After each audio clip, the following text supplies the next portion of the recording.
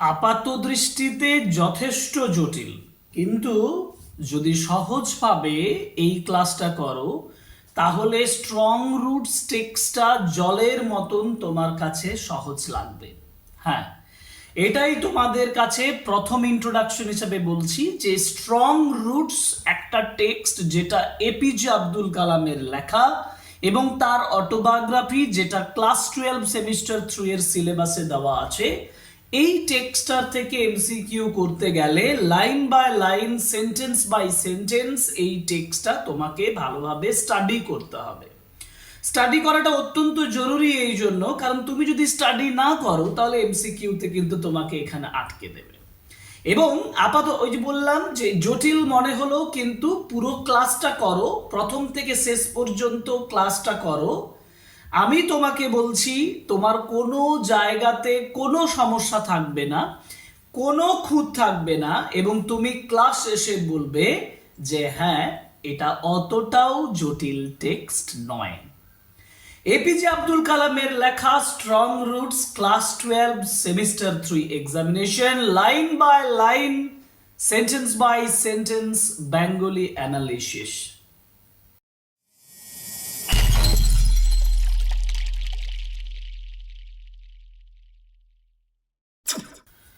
Strong roots এটা একটা autobiographical text. এটা নেওয়া হয়েছে উইংস অফ ফায়ার থেকে। উইংস অফ ফায়ারের ফার্স্ট চ্যাপ্টার থেকে স্ট্রং রুটস টেক্সটটা এক্সট্রাক্ট করা হয়েছে, আমাদের ছোট্ট একটা অংশ দেওয়া হয়েছে আমাদের জন্য। এপিজে আব্দুল কালাম তোমরা সবাই জানো খুব মহান একজন ব্যক্তি, আমাদের পূর্ব রাষ্ট্রপতি ছিলেন এবং একজন বিখ্যাত বিজ্ঞানী। পারমাণবিক ক্ষেত্রে তার যে অবদান ভারতবর্ষকে একটা অনন্য মাত্রা, অনন্য একটা জায়গায় নিয়ে চলে গেছে। সেই এপিজে আব্দুল কালাম একজন বিখ্যাত মানুষ, তার নিজের ছোটবেলাকার জীবন নিয়ে লিখছেন এই অটোবায়োগ্রাফি, এবং যার নাম হচ্ছে স্ট্রং রুটস। স্ট্রং মানে হচ্ছে শক্তিশালী, শক্ত, আর রুটস বলতে শিকড় বা ভিত। অর্থাৎ এপিজে আব্দুল কালাম বলছেন তার ছোট্ট বয়স, তার শিশুবেলায় ছিল তার পরবর্তী সময়ের ভিত গড়ার সময়। তার শিশুবেলা তার পরবর্তী সময়ের ভিতটা, শিকড়টাকে শক্ত করে তোলে। একটা বিশাল গাছ যেমন তার শক্ত রুট সেই গাছটাকে মহীরুহতে বিশাল আকারে শক্তি প্রদান করে, ঠিক তেমনি এপিজে আব্দুল কালামের জীবনের বাকি অংশটা শক্তভাবে দাঁড়িয়েছিল একমাত্র তার ছোটবেলাকার, তার চাইল্ডহুডের শক্ত ভিতের উপর দাঁড়িয়ে। তিনি প্রথমে বলছেন, দেখো ছোটবেলার ঘটনা তিনি প্রথমে বলছেন I was born into a middle class Tamil family. আমি জন্ম নিয়েছিলাম মিডল ক্লাস তামিল ফ্যামিলিতে, একটা মধ্যবিত্ত তামিল ফ্যামিলিতে, in the island town of Rameswaram. Rameswaram হচ্ছে একটা আইল্যান্ড টাউন, মানে দ্বীপ শহর। এটা মূল ভারত ভূখণ্ড থেকে আলাদা হয়ে থাকে, মাঝে শুধুমাত্র সমুদ্র থাকে, সমুদ্র দিয়ে সামান্য আলাদা থাকে, যার জন্য আইল্যান্ড বলা হয়, দ্বীপ বলা হয়। এবং রামেশ্বরম হচ্ছে একটা দ্বীপ শহর ইন দ্য আর্স্টওয়াইল ম্যাড্রাস স্টেট। আর্স্টওয়াইল মানে হচ্ছে পূর্ববর্তী ম্যাড্রাস রাজ্যে। আমাদের পূর্ববর্তী মানে ভারতবর্ষে যখন ব্রিটিশ ছিল তখন সারা ভারতবর্ষকে তারা 3টে প্রেসিডেন্সিতে ভাগ করেছিল, বাংলা এবং মুম্বাই এবং ম্যাড্রাস প্রেসিডেন্সির মধ্যে এইটা পড়ে, এবং ম্যাড্রাস স্টেটের মধ্যে আর্স্টওয়াইল মানে পূর্ববর্তী, বিফোর ম্যাড্রাস স্টেট, যেটা এখন চেন্নাই হিসাবে আমাদের কাছে পরিচিত।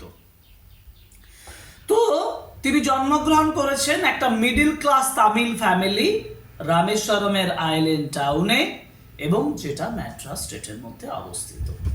দেখো প্রত্যেকটা সেন্টেন্স কিন্তু তোমার এমসিকিউর জন্য important. My father Jainul Abdin, আমার বাবা জয়নুল আবদিন, তার বাবার নাম কি? জয়নুল আবদিন।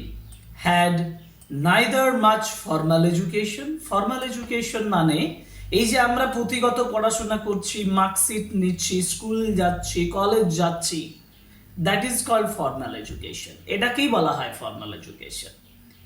রবীন্দ্রনাথ ঠাকুরের কথা ভাবো। রবীন্দ্রনাথ ঠাকুর তিনি গৃহশিক্ষকের কাছে পড়াশোনা করেছিলেন, আমরা তার বায়োগ্রাফিতে পড়েছি।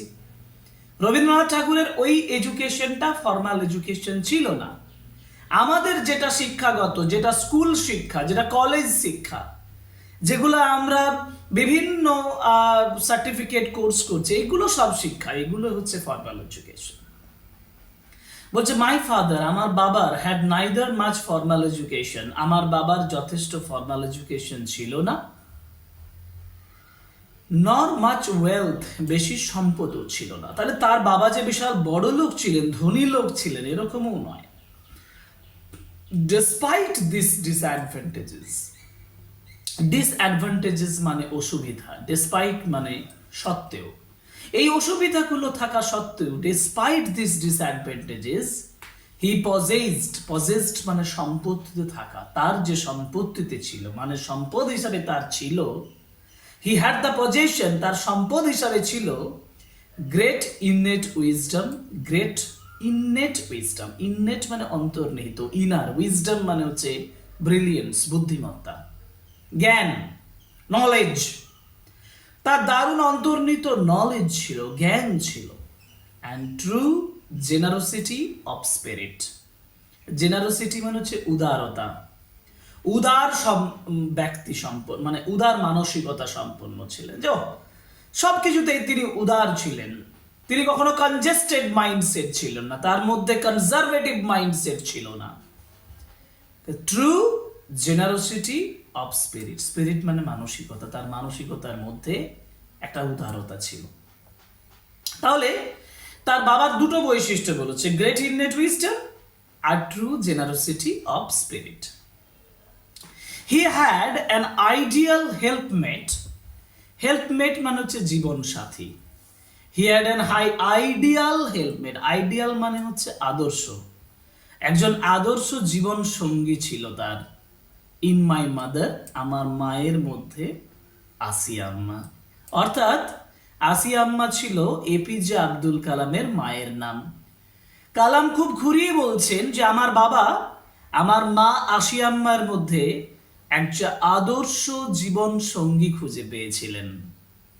I do not recall, recall মানে রিমেম্বার, আমার মনে নেই, I do not recall the exact number of people, exact number of people মানে যথাযথ মানুষের সংখ্যাটা, যথাযথ মানুষের সংখ্যাটা আমার মনে নেই। সিফেড এভরিডে, যাদেরকে তিনি প্রত্যেকদিন খাওয়াতেন, অর্থাৎ তার মা। হিজ মাদার, তার মায়ের নাম ছিল আশিয়া আম্মা। আশিয়া আম্মা মনে নেই, রিকল করতে পারছেন না total exact number of people, যথাযথ সংখ্যার মানুষ, সিফেড এভরিডে, প্রত্যেক দিন যে মানুষগুলোকে তিনি খাওয়াতেন, সংখ্যাটা তার এক্সাক্ট মনে পড়ছে না। But I am quite certain, কিন্তু আমি নিশ্চিত ছিলাম, কোয়াইট সার্টেন যথেষ্ট নিশ্চিত ছিলাম, দ্যাট ফার মোর আউটসাইডার্স, অনেক বেশি বাইরের লোক, এট উইথ আস, আমাদের সঙ্গে খেতেন, then all the members of our own family put together, আমাদের বাকি সমস্ত ফ্যামিলি মেম্বারদেরকে পুট টুগেদার, একসাথে জড়ো করলে অনেক বাইরের মানুষ খেতেন।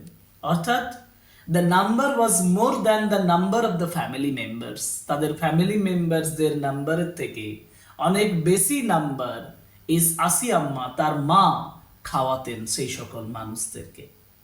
এটাই হচ্ছে ফার্স্ট প্যারাগ্রাফ, যেখানে তার জন্ম শহরের কথা বলেছেন, তার বাবার কথা বলেছেন, তার মায়ের কথা বলেছেন। আবার তিনি তার পেরেন্টস সম্পর্কে বলছেন, my parents were widely regarded as an ideal couple. আমার বাবা মা, my parents were widely regarded, widely regarded মানে বিস্তৃতভাবে পরিচিত ছিলেন। ওয়াইডলি রিগার্ডেড বিস্তৃতভাবে পরিচিত ছিলেন, প্রচুর মানুষ তাদেরকে জানতেন as an ideal couple, ideal মানে আদর্শ, কাপল মানে হাজব্যান্ড অ্যান্ড ওয়াইফ, আদর্শ স্বামী স্ত্রী হিসাবে আমার বাবা মাকে পরিচিত ছিলেন। মানে একজন আদর্শ কাপল, আদর্শ স্বামী স্ত্রী, husband and wife. My mother's lineage, আমার মায়ের লিনিয়েজ, লিনিয়েজ মানে বংশ পরম্পরা। My mother's lineage was the more distinguished, distinguished মানে হচ্ছে টোটালি ডিফারেন্ট, আলাদা ছিলেন। আমার মায়ের যে বংশ পরম্পরা, বংশ ঐতিহ্য, ট্র্যাডিশন অফ অর হেরিটেজ আমরা বলবো, বংশ ঐতিহ্য, সেটা সম্পূর্ণ আলাদা ছিল। কেন? One of our forbears, forbear means forefathers, forbears means forefathers, one of our forbears মানে তার ফোর ফাদার্স, তার পূর্বপুরুষদের মধ্যে একজন, হ্যাভিং বিন বেস্টোড, বেস্টোড মানে গিভেন, চাপিয়ে দেওয়া, having been given, having been ascribed মানে আমার পূর্বপুরুষদের উপরে, একজনের উপরে, পূর্বপুরুষদের একজনের উপরে bestowed the title of Bahadur, Bahadur title দেওয়া হয়েছিল বাই দ্য ব্রিটিশ, ব্রিটিশ দিয়েছিল বাহাদুর টাইটেল তার মায়ের পূর্বপুরুষদের একজনকে। এই জন্য কালাম বলছেন যে আমার মায়ের যে বংশ পরম্পরা, বংশ ঐতিহ্য, সেটা কিন্তু একটু আলাদা ছিল, কারণ বাহাদুর টাইটেল ছিল যেটা ব্রিটিশ দিয়েছিল। I was one of many children, আমি অনেকজন শিশুদের মধ্যে একজন ছিলাম। এ শর্ট বয়, একটি বেঁটে ছেলে, শর্ট বয় বেঁটে ছেলে, উইথ রাদার আনডিস্টিংগুইশড লুকস, ভালো দেখতে ছিলাম না, আনডিস্টিংগুইশড লুকস মানে ডিস্টিংগুইশড মানে আলাদা করা, আলাদা করার মতন সেরকম আমি দেখতে ছিলাম না, মানে I was not so good looking. তাহলে with rather undistinguished looks, born to জন্ম নিয়েছিলাম, to tall and handsome parents, লম্বা এবং সুন্দর দেখতে হ্যান্ডসাম বাবা মায়ের কাছে জন্মগ্রহণ করেছিলাম। অর্থাৎ তার বাবা মা ছিল টল এবং হ্যান্ডসাম, কিন্তু এপিজে আব্দুল কালাম বলছেন আমি কিন্তু আনডিস্টিংগুইশড লুকস, আমি কিন্তু এরকম ভালো দেখতে ছিলাম না। We lived in our ancestral house, আমরা আমাদের পূর্বপুরুষদের বাড়িতে বাস করতাম, which was built, যেটা তৈরি হয়েছিল in the middle of the 19th century, 19 শতকের মধ্যবর্তী সময়, খুব important. in the middle of the 19th century, 19 শতকের মধ্যবর্তী সময়ে এটা তৈরি হয়েছিল। it was a fairly large পাক্কা হাউস, এটা একটা ভালোই সুন্দর পাকা বাড়ি ছিল। fairly large পাক্কা হাউস, fairly মানে হচ্ছে মানে যথেষ্ট ভালো, লার্জ মানে বড়, পাক্কা হাউস মানে পাকা বাড়ি। Made of limestone and brick, limestones and brick মানে হচ্ছে চুন এবং ইট। লাইমস্টোনস, আগেকার যুগের মানুষ বাড়ি তৈরি করত, চুন সুরকির বাড়ি বলা হতো, চুন সুরকির বাড়ি মানে ওই চুন ইট ইত্যাদি দিয়ে, সিমেন্ট তো ছিল না, সেগুলো দিয়ে বাড়ি বানাতো, খুব শক্ত, খুব মজবুত, খুব মজবুত। সেই লাইমস্টোনস এবং ব্রিক দিয়ে তৈরি তাদের বাড়ি ছিল কোথায়? On the mosque street in Rameswaram, রামেশ্বরমের মসজিদের রাস্তায়, মস্ক স্ট্রিটে। মস্ক মানে মসজিদ। মাই অস্ট্রিয়ার ফাদার, অস্ট্রিয়ার ফাদার মানে মাই father who believes in tradition, গতানুগতিক বিশ্বাসে বিশ্বাসী। আমার বাবা গতানুগতিক বিশ্বাসে বিশ্বাসী ছিলেন, যার জন্য তিনি বলছেন মাই অস্ট্রিয়ার ফাদার ট্র্যাডিশনে বিশ্বাসী ছিলেন। মাই অস্ট্রিয়ার ফাদার, আচ্ছা, মাই অস্ট্রিয়ার ফাদার, তারপরে use to avoid all inessential comforts and luxuries. ভালোভাবে দেখো, তিনি অ্যাভয়েড করতেন, উপেক্ষা করতেন, এড়িয়ে যেতেন। ইনএসেন্সিয়াল, ইনএসেন্সিয়াল মানে যেটা অপরিহার্য নয়, যেটা খুবই প্রয়োজনীয় নয়, সেই ধরনের কমফোর্টস মানে আরাম, আর লাক্সুরিজ মানে হচ্ছে ওই আরামদায়ক অবস্থা, মানে যা কিছু আমাদের কমফোর্টস এবং লাক্সারির জন্য যা কিছু ব্যবহার করা হয় সেগুলো কিন্তু তিনি উপেক্ষা করতেন। However, all necessities were provided for, কিন্তু প্রয়োজনীয় জিনিসগুলো আমাদেরকে দেওয়া হতো। জীবনের জন্য যে সকল জিনিসগুলো খুবই প্রয়োজন, সেই জিনিসগুলো কিন্তু আমাদেরকে সবসময় দেওয়া হতো, সেটা এখানে বলছে। However, all necessities were provided for, provided for মানে given, ইন টার্মস অফ কিভাবে, ইন টার্মস অফ ফুড, একটা হচ্ছে ফুড, একটা হচ্ছে মেডিসিন আর ক্লোদিং, খাবার, ওষুধ আর জামা কাপড়, এগুলো essential thing.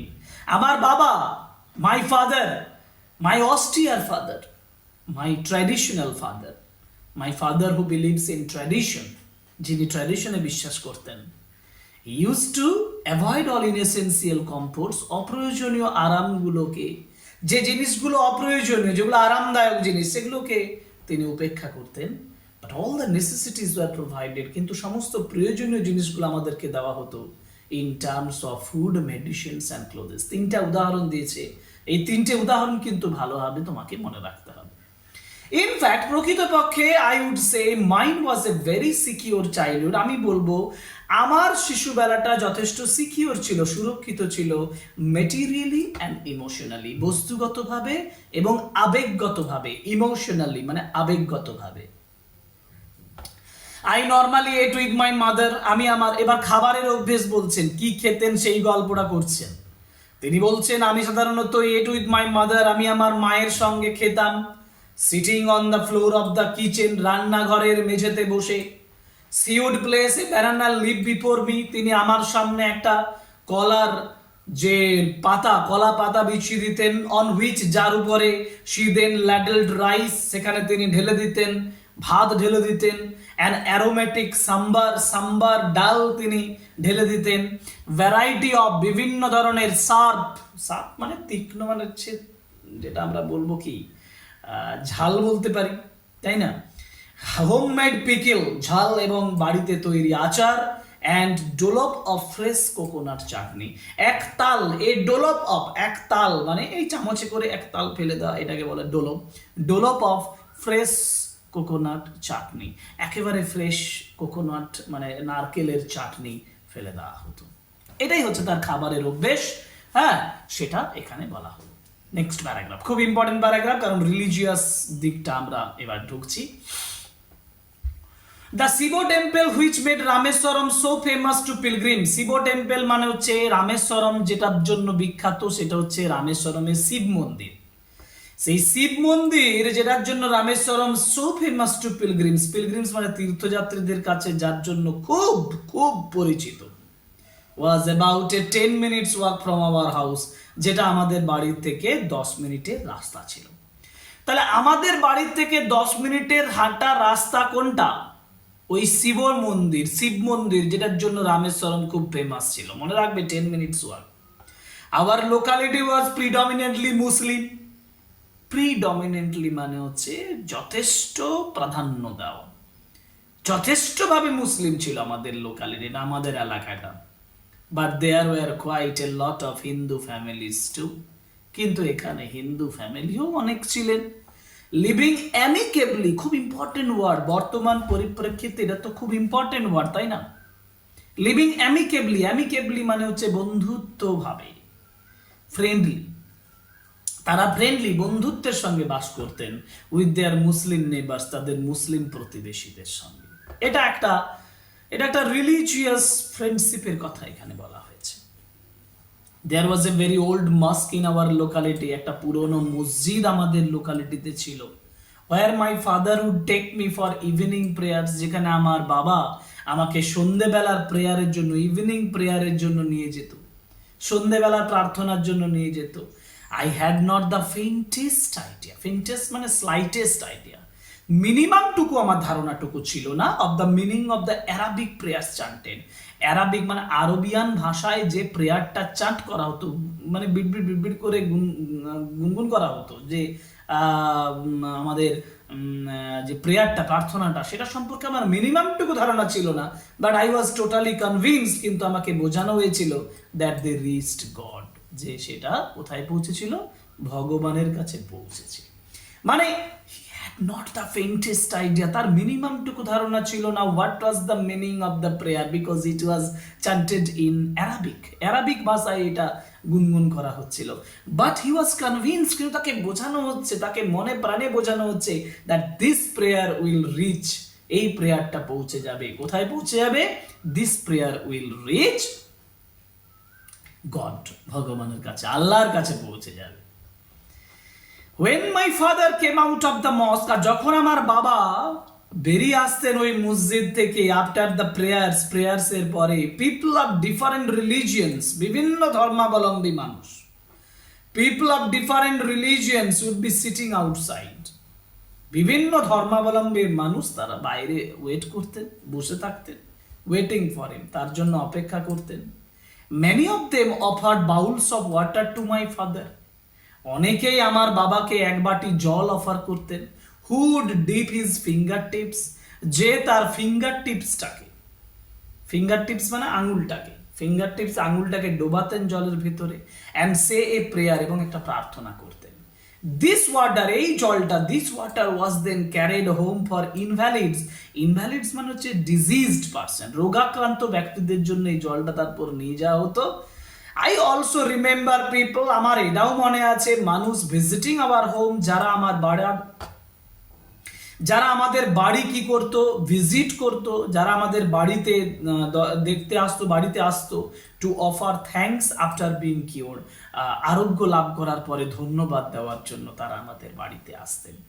Father always smile, বাবা সর্বদাই হাসতেন, অ্যান্ড আস্কড দেম, তাদেরকে বলতেন, to thank Allah the merciful, Allah the merciful মানে ক্ষমাকারী, যিনি আল্লাহ, তাকে, যিনি ক্ষমা করেন, মার্সিফুল, সেই আল্লাহকে প্রার্থনা করতে বলতেন, তাকে ধন্যবাদ দেওয়ার কিছু নেই। এটা খুব গুরুত্বপূর্ণ একটা প্যারাগ্রাফ। এর পরের প্যারাগ্রাফে চলে যাব, যেখানে এপিজে আব্দুল কালাম তার বাবার একজন বন্ধুর কথা বলছেন, তিনি হচ্ছেন পক্ষীলক্ষণ শাস্ত্রী। বলছেন, the high priest of Rameswaram temple, Rameswaram টেম্পলের সব থেকে উচ্চ পুরোহিত পক্ষীলক্ষণ শাস্ত্রী, ভালোভাবে বানানটা দেখে নেবে, এই বানানের উপরে এমসিকিউ দেয়। Pakshi Lakshmana Sastry was a very close friend, lose নয়, এটা ক্লোজ হতো, very close friend of my father's, আমার বাবার খুব কাছের বন্ধু ছিলেন। One of the most vivid memories of my early childhood, আমার শিশুবেলার অনেকগুলো ভিভিড মেমোরিজ মানে ক্লিয়ার স্মরণীয় ঘটনাগুলোর মধ্যে একটা হলো, is of the two men, যে এই দুটো মানুষ, ইচ ইন ট্র্যাডিশনাল অ্যাটায়ার, দুজনেই গতানুগতিক পোশাক পরে আছে। ধরো একজন পুরোহিত, সে কি পরবে, উত্তরীয় পরবে, ধুতি পরবে। একজন মুসলিম ভদ্রলোক, তিনি কি পরবেন, তিনি আলখাল্লা জাতীয় পোশাক, ঢিলঢালা পোশাক পরবেন, তাই না? তো বলছে যে one of the most vivid memories of my early childhood, শিশুবেলার আমার অনেকগুলো পরিষ্কার স্মরণীয় ঘটনাগুলোর মধ্যে একটা হচ্ছে যে ট্র্যাডিশনাল অ্যাটায়ার, গতানুগতিক পোশাক পরে দুজন মানুষ ডিসকাসিং স্পিরিচুয়াল ম্যাটার্স, আধ্যাত্মিক বিষয় নিয়ে আলোচনা করতেন। এই দুজন মানুষ তারা আধ্যাত্মিক বিষয় নিয়ে আলোচনা করছেন, এটা আমার মনে আছে। এপিজে আব্দুল কালাম বলছেন, আমার স্পষ্ট মনে আছে, এই দুজন মানুষ না, তারা দুজন নিজেদের পোশাক পরে আছে এবং আধ্যাত্মিক বিষয় নিয়ে আলোচনা করছেন, একজন হিন্দু, একজন মুসলিম। And when I was old enough, যখন আমি যথেষ্ট বৃদ্ধ হয়েছিলাম, বড় হয়েছে, বৃদ্ধ নয়, বড় হয়েছিলাম। When I was old enough, যখন আমি যথেষ্ট বড় হয়েছিলাম, to ask questions, প্রশ্ন করার জন্য, I asked my father, আমি আমার বাবাকে জিজ্ঞেস করেছিলাম, about the relevance of prayer, প্রেয়ারের যৌক্তিকতা সম্পর্কে। রেলিভেন্সটা কি, যৌক্তিকতাটা কি, ইম্পর্টেন্স কি, প্রেয়ার কেন করব, এই প্রশ্নটা জিজ্ঞেস করেছিলাম আমার বাবাকে, মানে এপিজে আব্দুল কালাম তার বাবাকে জিজ্ঞেস করছেন। তার বাবা এখানে যে উত্তরটা দিচ্ছেন সেটা টেরিফিক আনসার। কি বলছেন? মাই ফাদার টোল্ড মি, আমার বাবা আমাকে বলেছিলেন, there was nothing mysterious about prayer, প্রেয়ারের মধ্যে কোনো রহস্য কিছু নেই, প্রেয়ারের মধ্যে কোনো রহস্য নেই, রাদার বরং prayer made possible A communion of the spirits between people. Communion মানে হচ্ছে একটা সঙ্গ, একটা জায়গায় জড়ো হওয়া। স্পিরিটস মানে মানসিকতা, পিপল মানে মানুষজনের মানসিকতার এক জায়গায় মেলবন্ধন ঘটে। খুব সুন্দর কথা। আমরা যখন প্রেয়ার করতে যাই না, আমরা আমাদের সুখ দুঃখ জাতি সমস্ত ভুলে যাই, একসঙ্গে সবাই জড়ো হয়ে প্রেয়ার করি, তাই না? সেই প্রেয়ার করার জন্য কি হয় না, আমাদের মধ্যে যে মানসিকতাগুলো আছে, স্পিরিটসগুলো আছে, আত্মা রয়েছে, সেই আত্মাগুলোর একটা মেলবন্ধন ঘটে, এক জায়গায় বন্ধন ঘটে। সেটার একটা বেসিক মূল লক্ষ্য নিয়ে আত্মাগুলো যেন এক জায়গায় আছে, সেটা হচ্ছে প্রেয়ার করা, গডকে প্রেয়ার করা, তাই না? ওই জন্য বলছেন যে prayer made possible A communion of spirits between people. Communion মানে কমিউনিকেশন ঘটায় একে অপরের আত্মার। অ্যান্ড ওয়েন ইউ প্রে, যখন তুমি প্রার্থনা করো, হি সেড, তিনি বলতেন, you transcend your body. Transcend মানে ব্যাপ্তি ঘটান, শরীর থেকে নিজের আত্মার ব্যাপ্তি ঘটে। ইয়েস, যখন প্রার্থনা করি দেখবে, আমরা যখন প্রার্থনা করি না, তখন আমরা ভগবানের ভাবনায় বিলীন হয়ে যাই।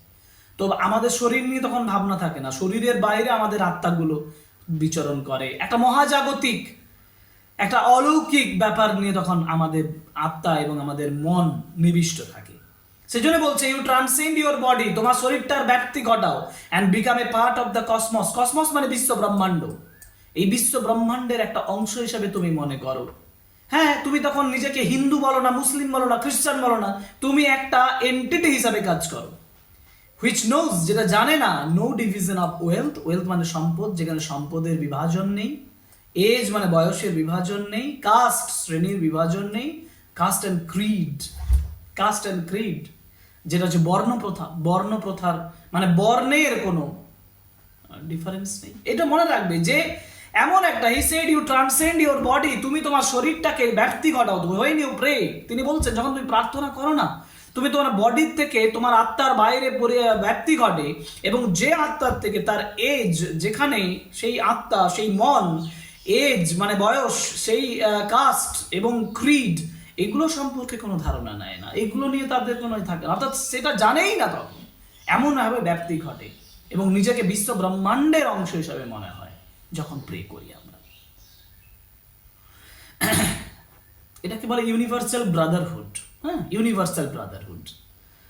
My father could convey complex spiritual concepts in a simple down to earth Tamil. ভালো কথা বলেছেন। মাই ফাদার, আমার বাবা, কুড কনভে, কুড এক্সপ্রেস, প্রকাশ করতে পারতেন, কমপ্লেক্স স্পিরিচুয়াল কনসেপ্টস। কমপ্লেক্স মানে জটিল, জটিল। স্পিরিচুয়াল কনসেপ্ট মানে আধ্যাত্মিক ধারণা।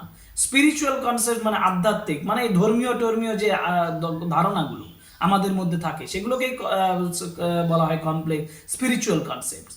তো আমার বাবা complex spiritual concepts in simple down to earth Tamil, সরল, একেবারে ডাউন টু আর্থ মানে হচ্ছে একদম মাটির তামিল ভাষায়, মানে একদম সাধারণ তামিল ভাষায় প্রকাশ করতে পারতেন। হি ওয়ান্স টোল্ড মি, তিনি একবার আমাদেরকে বলেছিলেন, in his own time, in his own place, in what he really is and the stage he has reached, good or bad. এটা বুঝতে হবে আগে, কিন্তু একটু ব্যাপার আছে এটার মধ্যে। ইন হিজ ওন টাইম মানে নিজের সময়, মানে যে সময় একজন বিলং করে, যে সময় একজন মানুষ থাকে। ধরো আমি একটা সময় থাকি, বর্তমান, প্রেজেন্ট, এটা একটা টাইম, আর এই অবস্থা, এই সময়টাও আমার সময়, ঠিক আছে। ইন হিজ ওন প্লেস মানে যে আমার জায়গা, আমি যে জায়গাতে থাকি, আমি যে জায়গাতে আছি এখন, সেটা একটা জায়গা। In what he really is, যে পরিস্থিতিতে আমি আছি, আমি ভালো হোক খারাপ হোক, ওই যে বলছে in the stage he has reached, যে পর্যায়ে সে পৌঁছাক না কেন, গুড অর ব্যাড, ভালো পরিস্থিতি হোক খারাপ পরিস্থিতি হোক, আমি একটা নির্দিষ্ট পরিস্থিতিতে আছি। তো ইয়েস, এইরকম পরিস্থিতিতে, নিজের সময়ে, নিজের জায়গায়, নিজের অবস্থায় এবং নিজের পরিস্থিতিতে, এভরি হিউম্যান বিইং, প্রত্যেকটা মানুষ, every human being is a specific element, একটা নির্দিষ্ট উপাদান। প্রত্যেকটা মানুষ একটা স্পেসিফিক, একটা নির্দিষ্ট উপাদান। কিসের? Within the whole of the manifest divine being. Manifest মানে বিস্তৃত, ডিভাইন বিং মানে হচ্ছে স্বর্গীয় অস্তিত্ব। প্রত্যেকটা মানুষ, প্রত্যেকটা ইন্ডিভিজুয়াল স্বর্গীয় অস্তিত্বের একটা অংশ। আমরা বলি না সবাই ভগবানের একটা অংশ, সেটাই বোঝাতে চেয়েছে। আমরা যে সময় থাকি না কেন, যে পরিস্থিতি থাকি না কেন, যে পরিস্থিতিতে বা যে জায়গায় থাকি না কেন, আমরা সবাই এই স্বর্গীয় অস্তিত্বের, এই ডিভাইন এক্সিস্টেন্সের একটা অংশ। আমরা সবাই এই ডিভাইন এক্সিস্টেন্সের অংশ। প্রশ্ন হবে, তারপরে তিনি বলছেন, প্রশ্ন হবে, সো ওয়াই বি, তাহলে যদি আমরা ডিভাইন বিং এর একটা অংশ, ওয়াই বি অ্যাফ্রেড অফ, তাহলে আমরা ভয় পাই কেন? অফ ডিফিকাল্টিজ, অসুবিধাগুলোর, জটিলতাগুলোর, সাফারিং, কষ্টগুলোর, অ্যান্ড প্রবলেমসগুলোর। তাহলে প্রবলেমস বা ডিফিকাল্টি, অসুবিধাগুলো যেগুলো আসে, বা সাফারিং, কষ্ট যেগুলো আসে, সেগুলোকে আমরা ভয় পাই কেন? আমরা যদি স্বর্গীয় অস্তিত্বের একটা অংশ হিসাবে পরিণত হব, এটা এপিজে আব্দুল কালামের মনে হচ্ছে।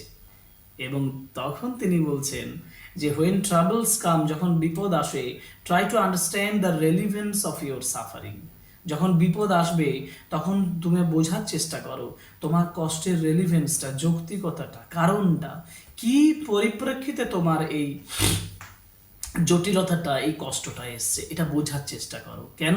কারণ অ্যাডভার্সিটি, খুব important sentence, adversity always presents opportunities for introspection. Adversity মানে খারাপ অবস্থা, প্রবলেমেটিক সিচুয়েশন, আর অপরচুনিটিস মানে হচ্ছে সুযোগ। প্রবলেমেটিক পরিস্থিতি, সমস্যাপূর্ণ পরিস্থিতি একটা সুযোগ করে দেয়। ইন্ট্রোস্পেকশন মানে গভীরভাবে ভাবনা চিন্তা করা, থিঙ্ক ডিপলি, যেটা আমাদেরকে গভীরভাবে ভাবনা চিন্তার একটা সুযোগ করে দেয়। হ্যাঁ, আমরা পরীক্ষায় যদি পড়াশোনা না করে খুব ভালো মার্কস পেয়ে যাই, তাহলে কি আমি ভাববো আমি ফাঁকি দিয়েছি? হ্যাঁ, আমি ভালো পড়াশোনা করিনি এটা ভাববো, কিন্তু আমি যদি পরীক্ষার পরে রেজাল্টটা খারাপ করি, তাহলে আমাদের মনে হবে এটা বুঝতে যে কোন কোন জিনিসগুলো প্রবলেম ছিল, আমি কি কি পড়িনি, আমি কোন জায়গায় গাফিলতি করে, যেগুলো মনে হবে না আমার। তাহলে আমার অ্যাডভার্সিটি মানে খারাপ অবস্থায় তো আমাকে ভাবতে সাহায্য করবে, ভালো অবস্থা তো আমাকে ভাবাবে না, ভালো অবস্থা আমাকে এনজয়মেন্ট করাবে, তাই না? খারাপ অবস্থা হলে তোমাকে কিন্তু গভীরভাবে ভাবনা চিন্তা করাবে যে হ্যাঁ এই জিনিসগুলো আর করা চলবে না, এগুলো সমস্যা ছিল, ওগুলো সমস্যা ছিল, এগুলো। ঠিক আছে, ওই খুব সুন্দর প্যারাগ্রাফ। এরপরে দেখো, তখন এপিজে আব্দুল কালাম বলছেন, why don't you say this to the people who come to you for help and advice? তাহলে আপনি সেই মানুষগুলোকে বলেন না কেন যারা আপনার কাছে সাহায্য চাইতে আসে, উপদেশ চাইতে আসে? আপনি আঙ্গুল ডুবিয়ে দেন, সেই জলটা নিজে ইনভ্যালিডসের জন্য নিয়ে যায়, এটা তো সাইন্টিফিক নয়, তাই না? এটার মধ্যে মানে অরিজিনালিটি বলে কিছু নেই, এর মধ্যে কিন্তু বাস্তবতা বলে কিছু নেই। তাহলে why don't you say this to the people? আপনি সেই সকল মানুষদেরকে বলছেন না কেন যে who come to you for help and advice, যারা আপনাকে সাহায্যের জন্য, উপদেশের জন্য আসে? আই আস্কড মাই ফাদার, আমি আমার বাবাকে জিজ্ঞেস করেছিলাম। He put his hands on my shoulders, তিনি কি করলেন? তিনি আমার কাঁধের উপরে হাতটা রাখলেন এরকম করে। He puts his hands on my shoulder, কাঁধের উপরে রাখলেন, and look straight into my eyes, আমার চোখের দিকে সোজা তাকান। For quite some time he said nothing, কিছুক্ষণের জন্য তিনি কিচ্ছু বললেন না, কিচ্ছু বললেন না কিছুক্ষণের জন্য। অ্যাজ ইফ, যেন, এই যে বলছে অ্যাজ ইফ, যেন হি ওয়াজ জাজিং মাই ক্যাপাসিটি, তিনি যেন আমার ক্যাপাসিটিটা দেখছেন, তিনি আমার ক্যাপাসিটি মানে গ্রহণযোগ্যতাটা আছে কিনা এটা দেখছেন। To comprehend his words, comprehend means understand, তার কথাগুলো বোঝার মতন ক্ষমতা আমার আছে কিনা সেটা হয়তো তিনি বুঝছেন। Then he answered in a low deep voice, তারপর নিচু গম্ভীর গলায় তিনি উত্তর দিয়েছিলেন। কি উত্তর দিচ্ছেন? হিজ আনসার ফিল্ড মি, তার উত্তরটা আমাকে পরিপূর্ণ করেছিল with a strange energy and enthusiasm. এইটা মনে রাখবে, আমার মধ্যে একটা স্ট্রেঞ্জ, অদ্ভুত এনার্জি এবং এনথুজিয়াজম তৈরি করেছিল, একটা অদ্ভুত শক্তি তৈরি করেছিল, অদ্ভুত আগ্রহ তৈরি করেছিল। কি বলছেন দেখো, খুব ইম্পর্টেন্ট, তিনটে পার্ট এখানে আছে। whenever human beings find themselves alone, যখনই মানুষ নিজেকে একা ভাবে, as a natural reaction, স্বাভাবিক প্রতিক্রিয়া হিসাবে, they start looking for company, তারা সঙ্গ পাওয়ার চেষ্টা করে। হ্যাঁ নিশ্চয়ই, রাত গভীরে যদি কোনো একটা জায়গায় থাকে না, একা মনে করে, তাহলে তখন তার সঙ্গী পাওয়ার চেষ্টা করে। আমাদের জীবনে আমরা যদি একা হয়ে যাই, আমরা একজন সঙ্গী পাওয়ার চেষ্টা করি, যে মানুষটাকে আঁকড়ে আমি সারা জীবন বেঁচে থাকবো। তাহলে whenever human beings find themselves alone, যখনই মানুষ নিজেকে একা মনে করে, তখনই সে স্টার্ট লুকিং ফর কোম্পানি, সঙ্গ পাওয়ার চেষ্টা করে। কোম্পানি মানে সঙ্গ। whenever they are in trouble, যখনই তারা বিপদের মধ্যে পড়ে, they look for someone to help them, সে তখন খুঁজে বেড়ায় কেউ তাকে সাহায্য করুক, হ্যাঁ, সাহায্যকারীর জন্য খুঁজে বেড়ায়। আর whenever they reach an impasse মানে হচ্ছে improbable situation, মানে যেখান থেকে বেরিয়ে আসা খুব কষ্ট, মানে যেটা ধারণা করা ছিল না, এরকম জটিল পরিস্থিতি, সেই ইমপ্রবাবল সিচুয়েশনে যদি কেউ পড়ে, দে লুক টু সামওয়ান, তারা এমন কারো দিকে তাকায়, মানে খোঁজার চেষ্টা করে, two show them the way out, সেখান থেকে বেরিয়ে যাওয়ার রাস্তা যে তাকে দেখিয়ে দেবে। তাহলে সেখান থেকে দেখো তিনটে জিনিস বলেছে, whenever human beings find themselves alone, they start looking for company, যদি একজন মানুষ একা হয়ে যায়, সঙ্গ পাওয়ার চেষ্টা করে। whenever they are in trouble, যখন বিপদের মধ্যে আসে, তখন they start looking for someone to help them, তাদেরকে সাহায্য করার লোক খুঁজে বেড়ায়। আর whenever they reach an impasse, একটা ইম্প্রোবাবল সিচুয়েশন, একটা জটিল পরিস্থিতির মুখোমুখি হয়, তখন they start looking for someone to help them, to show them the way out, তাকে রাস্তা, ওইখান থেকে বেরিয়ে আসার রাস্তাটা দেখিয়ে দেবে, এটা সে মনে করে। Every recurrent anguish, longing desire, মানে একটাই, কামনা বাসনা। যাদের এরকম কামনা বাসনা রয়েছে, finds its own special helper, তাদের নিজস্ব সাহায্যকারী ঠিক পেয়ে যায়। প্রত্যেক কামনা বাসনা চরিতার্থ করার সাহায্যকারী ঠিক পাওয়া যায়। For the people who come to me in distress, distress মানে হচ্ছে পোর কন্ডিশন, হতভাগ্য অবস্থা।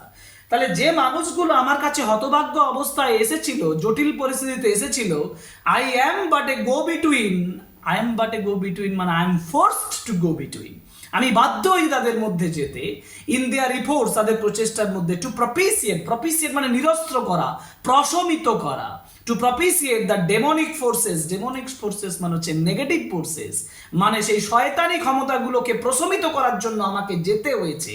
ডেমনিক ফোর্সেস মানে শয়তানি ক্ষমতাগুলোকে, with prayers and offerings, prayer এবং অফারিং দিয়ে।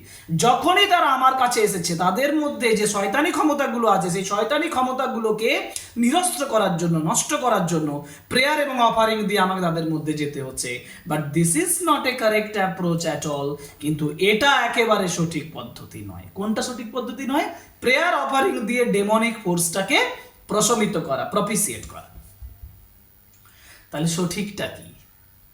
সঠিকটা তিনি লাস্টে বলছেন। তিনি বলছেন one must and should never be follow, বলছে এটাকে অনুসরণ করা উচিত নয়। One must understand the difference between, একজনকে বুঝতে হবে, ডিফারেন্সটা বুঝতে হবে। কিভাবে? আলাদা কিভাবে?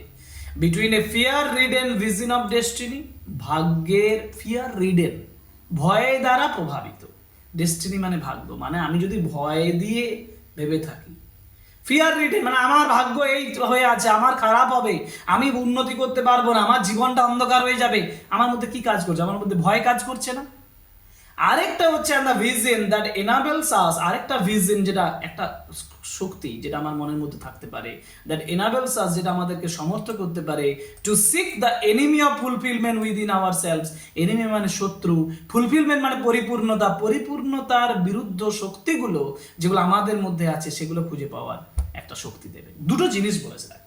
ওয়ান মাস্ট আন্ডারস্ট্যান্ড, একজন মানুষকে বুঝতে হবে দুটো জিনিস, একটা হচ্ছে fear ridden vision of destiny, মানে আমার ভাগ্য যা হয়ে আছে সেটা ভেবে যদি আমি খুব ভয় পেয়ে বসে থাকি, এটা একটা ভিজন, এটা একটা মানে কল্পনা শক্তি, এটা আমাদের মধ্যে অনেক কাজ করে। পেসিমিস্টিক যারা না সূচক দৃষ্টিভঙ্গি নিয়ে থাকে তারা এরকম, এই আমার এই খারাপ হয়ে যাবে, আমার রোগ হয়ে গেছে, আমি মারা যাব, নেগেটিভ জিনিসগুলো নিয়ে যখন থাকে তখন হচ্ছে fear ridden vision of destiny এটা। আরেকটা হচ্ছে ভিজন দ্যাট এনাবেলস আস, যেটা আমাকে সমর্থ করে যে আমার মধ্যে কি কি প্রবলেম আছে, আমাদের মধ্যে ফুলফিলমেন্ট মানে পরিপূর্ণ করার বিরোধী শক্তিগুলো, মানে কোন প্রবলেমসগুলো আছে যেগুলো আমার পরিপূর্ণতাকে বাধা দিচ্ছে, সেগুলো আমাকে খুঁজে পাওয়ার চেষ্টা করবে একটা ভিজন। এই দুটো ভিজনের মধ্যে ডিফারেন্স আমাকে বুঝতে হবে, আর এই দুটো ভিজনের মধ্যে ডিফারেন্স বুঝতে পারলে সেটাই হচ্ছে আমাদের কারেক্ট ওয়ে, কারেক্ট প্রসেস। খুব খুব গুরুত্বপূর্ণ। দেখো এই জায়গাটা বোঝার চেষ্টা করবে, এই জায়গাটা আশা করি আমি বোঝাতে পেরেছি। এটাই হচ্ছে স্ট্রং রুটের সব থেকে জটিল জায়গা। অনেকেই এটাকে অ্যাভয়েড করে যাবে, কিন্তু তুমি করবে না, তুমি এখান থেকে ভালোভাবে শিখে নেবে। পরের অংশ যাই। পরের অংশে বলছে আই রিমেম্বার, আমার মনে আছে, my father starting his day at 4 AM, আমার বাবা তার দিনটা শুরু করছে ভোর 4টের সময়, বাই রিডিং দ্য নামাজ পড়ে, বিফোর ডন, ভোরের আগেই নামাজ পড়ে তার দিনটা শুরু করছেন।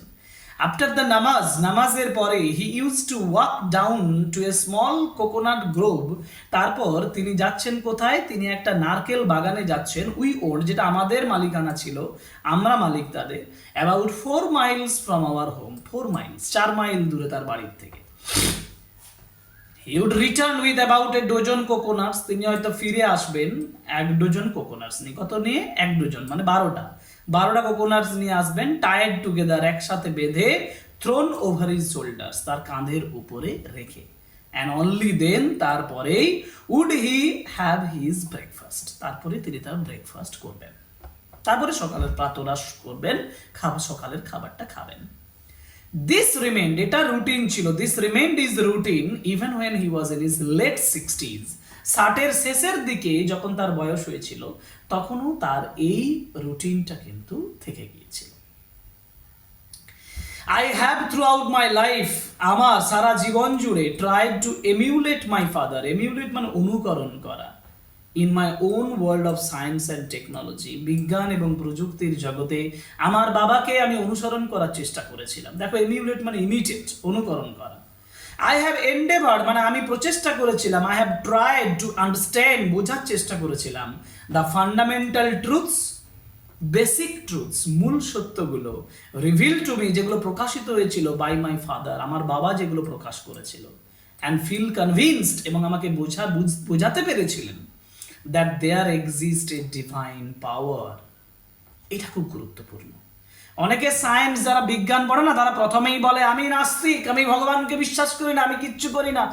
এপিজে আব্দুল কালামের মতন একজন বিখ্যাত ব্যক্তি, তিনি বলছেন যে আই ওয়াজ কনভিন্সড, আমাকে বোঝানো হয়েছিল, মানে আমি বুঝতে পেরেছিলাম that there exist divine power, একটা তো স্বর্গীয় অস্তিত্বের ক্ষমতার অস্তিত্ব আছেই।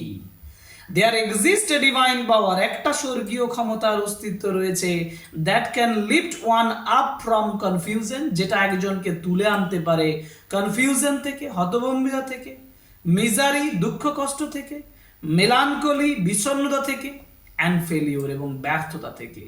মানে একজনের কনফিউশন, মিজারি, দুঃখ কষ্ট, মেলানকলি, বিষণ্ণতা আর ফেলিওর, ব্যর্থতা, এগুলোর থেকে একজনকে তুলে আনতে পারে, অ্যান্ড গাইড, এবং গাইড করে নিয়ে যেতে পারে one to one's true place, একজনের সত্যিকারের জায়গায় তাকে গাইড করে নিয়ে যেতে পারে। অ্যান্ড ওয়ান্স অ্যান ইন্ডিভিজুয়াল, আর একবার যদি একজন ব্যক্তি, ওয়ান্স অ্যান ইন্ডিভিজুয়াল, একজন ব্যক্তি, severs is emotional and physical bond, severs মানে পরিত্যাগ করা, লিভস, একবার যদি পরিত্যাগ করতে পারে, কোনটা? ইমোশনাল মানে আবেগ, আর ফিজিক্যাল মানে শারীরিক। আবেগ এবং শারীরিক যে বন্ড, বন্ড মানে বন্ধন, এই দুটো বন্ধনকে যদি সিভিয়ার করতে পারে, এই দুটো বন্ধনকে যদি পরিত্যাগ করতে পারে, he is on the road to freedom, সে ওই মুক্তির মানে স্বাধীনতার যে রাস্তায় এগিয়ে যাবে, হ্যাপিনেস, খুশির রাস্তায় এগিয়ে যাবে, অ্যান্ড পিস অফ মাইন্ড, মনের শান্তির রাস্তায় এগিয়ে যাবে। মানে একজন মানুষ প্রকৃত স্বাধীনতা, প্রকৃত খুশি, প্রকৃত সুখ এবং প্রকৃত শান্তি পেতে পারে যদি তার ফিজিক্যাল এবং ইমোশনাল বন্ড, যদি তার শারীরিক এবং মানসিক বন্ধন থেকে নিজেকে কি করতে পারে? মুক্ত করতে পারে, সিভিয়ার করতে পারে, ফ্রি করতে পারে। এটাই last line of the strong roots, তাই না? এটাই স্ট্রং রুটের লাস্ট লাইন, এবং আমরা বললাম আজকে complete strong roots by APJ Abdul Kalam. তাহলে line by line, sentence by sentence, strong রুটের অ্যানালিসিস, বেঙ্গলি মিনিং, আর ইম্পর্টেন্ট যে লাইন্স ফর এমসিকিউ, এই সমস্ত আলোচনা হলো আজকের এই ক্লাসে। আশা করি ক্লাসটা তোমাদের ভালো লেগেছে। যদি না ভালো লাগে, যদি কোনো কিছু মনে হয় যে জায়গাটা আমি করালেন না, আপনি জায়গাটা অ্যাভয়েড করে গেলেন, সেটাও তোমরা কমেন্ট বক্সের মাধ্যমে জানিও, আমি রিসিভ করে নেব।